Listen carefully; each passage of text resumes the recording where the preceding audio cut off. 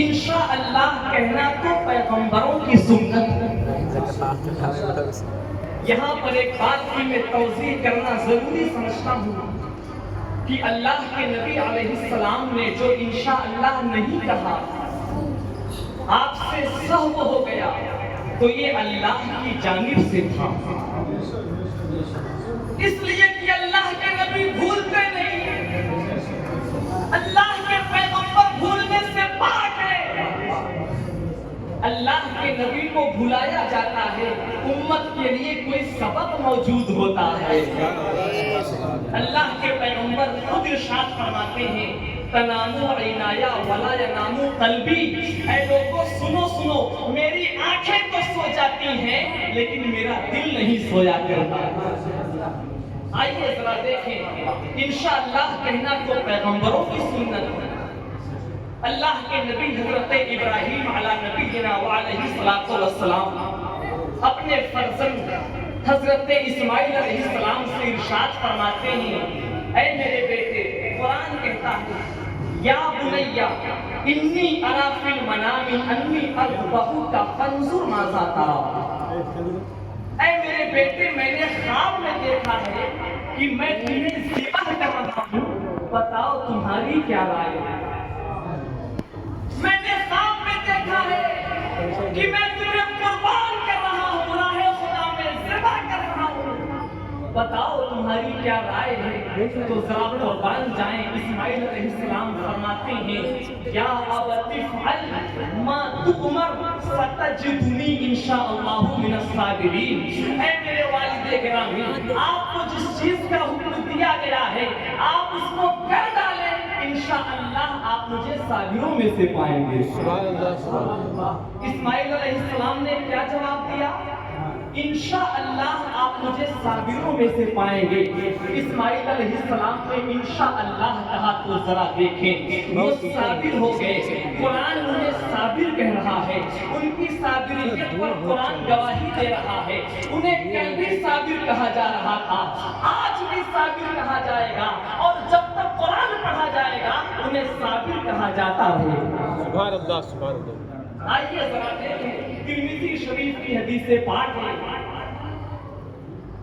کہ ایک قوم تھی جس کا نام یاجوج ماجوج تھا۔ یاجوج ماجوج انسانوں کی ایک قبیلہ تھا، انسانوں کا۔ لوگوں کو پھاڑ کے کھا جاتے تھے، گھروں کو ویران کر دیتے تھے، گھروں کو تباہ و برباد کر دیتے تھے، لوگوں کو موت کے گھاٹ اتار دیا کرتے تھے، قبرستان کو آباد کرنے بھیج دیا کرتے تھے۔ اللہ اکبر، ذرا قربان جائیں۔ ان سے بچانے کے لیے حضرت سکندر ذوالقرنین علیہ السلام نے زمین کے چاروں طرف ایک لوہے کی دیوار کھینچ دی۔ یاجوج ماجوج لوہے کی دیوار کے اس طرف ہو گئے اور انسان اس طرف ہو گئے۔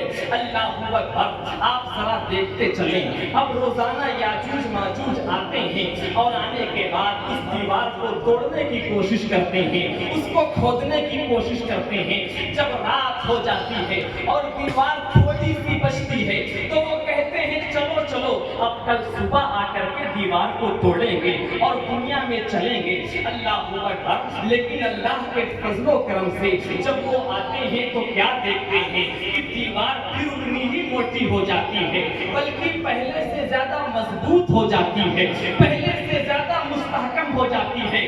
اللہ اکبر، ذرا غور فرمائیں، جب قیامت قریب ہوگی اور اللہ کو یہ منظور ہوگا کہ یاجوج ماجوج دنیا میں آ جائیں تو وہ آئیں گے اور آنے کے بعد دیوار کو توڑیں گے، اور جب شام ہوگی تو کہیں گے چلو چلو اب کل آئیں گے اور انشاءاللہ کل دیوار کو توڑیں گے، انشاءاللہ کل یہ دیوار اتنی ہی بچے گی۔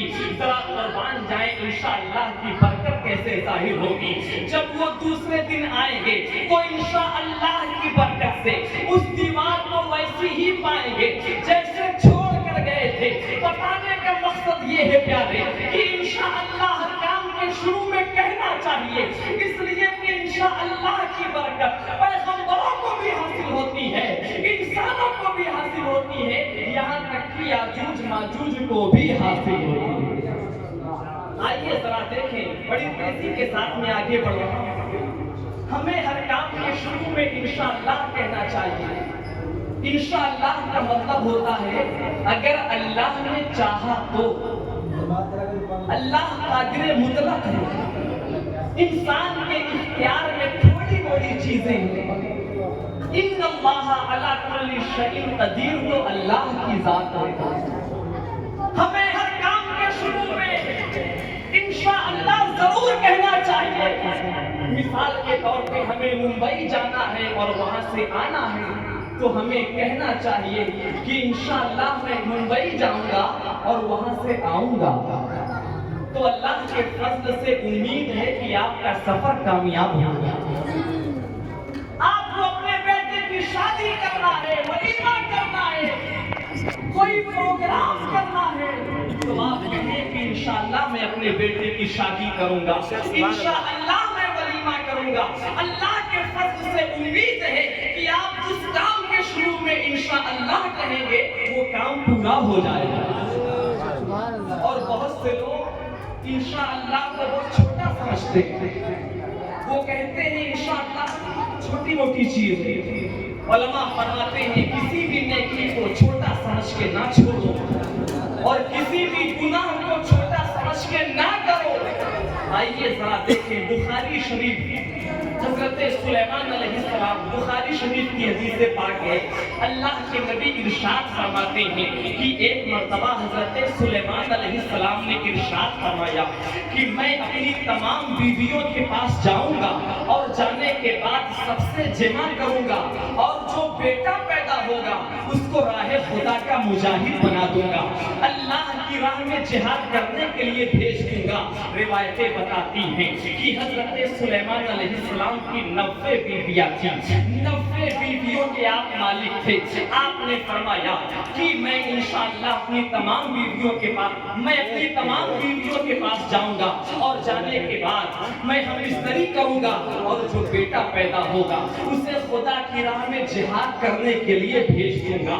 اللہ کے نبی ارشاد فرماتے ہیں کہ سلیمان علیہ السلام انشاءاللہ کہنا بھول گئے. آپ سے انشاءاللہ نہیں کہا جا سکا, سہو ہو گیا. اللہ اکبر. روایتیں بتاتی ہیں کہ حضرت سلیمان علیہ السلام اپنی تمام بیویوں کے پاس جاتے ہیں اور مجامعت کرتے ہیں, لیکن کسی بھی بیوی کو بیٹا پیدا نہیں ہوا. صرف ایک بیوی کے یہاں بیٹا پیدا ہوا, وہ بھی ناقص الاعضاء پیدا ہوا, یعنی اس کے ہاتھ کٹے ہوئے تھے, اس کے پیر کٹے ہوئے تھے. اللہ کے نبی ارشاد فرماتے ہیں کہ اگر سلیمان علیہ السلام جب اپنی بات کہہ رہے تھے اگر انشاءاللہ کہتے تھے تو ان کی 90 بیویوں کے یہاں 90 بیٹے پیدا ہوتے اور سب کے سب خدا کی راہ میں جہاد کرنے کے لیے چلے جاتے. معلوم ہوا کہ ہمیں ہر کام کے شروع میں انشاءاللہ ضرور کہنا چاہیے. آج کا پیغام یہی ہے, وقت بھی زیادہ نہیں ہے. اللہ تبارک و تعالیٰ سے دعا ہے کہ میرے بولنے میں جو غلطی ہوئی ہو اللہ تعالیٰ معاف فرمائے. خوب کی سیر چمن پھول چنے شاد رہے, باغ با جاتا ہوں گلشن تیرا آباد رہے. السلام علیکم ورحمۃ اللہ وبرکاتہ.